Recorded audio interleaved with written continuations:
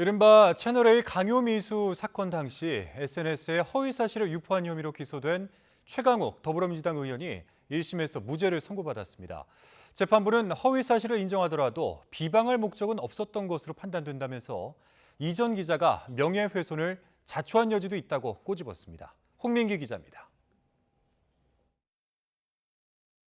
재작년 4월 21대 총선을 앞두고 최강욱 더불어민주당 의원은 이동재 전 채널A 기자의 발언 요지라는 제목으로 SNS 글을 올렸습니다. 이 전 기자가 수감 중인 이철 전 밸류인베스트 코리아 대표에게 보낸 편지와 녹취록을 요약했다는 내용입니다. 최 의원은 이 글에서 이 전 기자가 이철 전 대표에게 사실이 아니라도 좋으니 유시민에게 돈을 줬다고 하라고 말했다고 주장했습니다. 또 고소할 사람은 우리가 준비해뒀다며 유시민의 집과 가족을 털고 노무현 재단도 압수수색한다고 말했다고 적었습니다.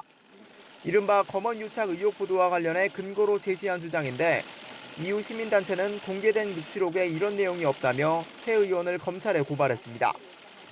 검찰은 지난해 1월 이 발언이 허위 사실에 의한 명예훼손이라고 보고 최 의원을 불구속 기소했습니다. 그러나 법원의 판단은 달랐습니다.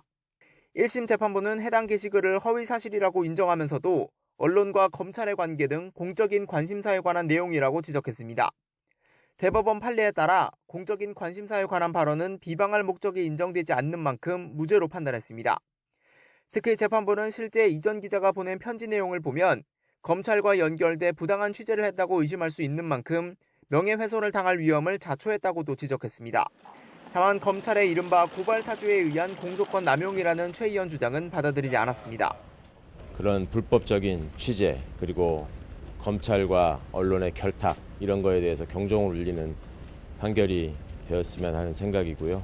앞으로 저도 정치인의 한 사람으로서 더욱 언행에 신중하고. 반면 강요미수 혐의로 1심에서 무죄를 선고받았던 이 전 기자는 비방 목적이 없다고 본 판결을 받아들일 수 없고 최 의원도 적반하장하고 있다며 유감을 드러냈습니다. 최 의원이 이번 사건에선 무죄를 선고받았지만 조국 전 법무부 장관 아들의 허위 경력 증명서 발급 혐의 등 다른 사건 재판도 진행 중이어서 결과에 따라 여전히 의원직을 잃을 수 있는 상황입니다. YTN 홍민기입니다.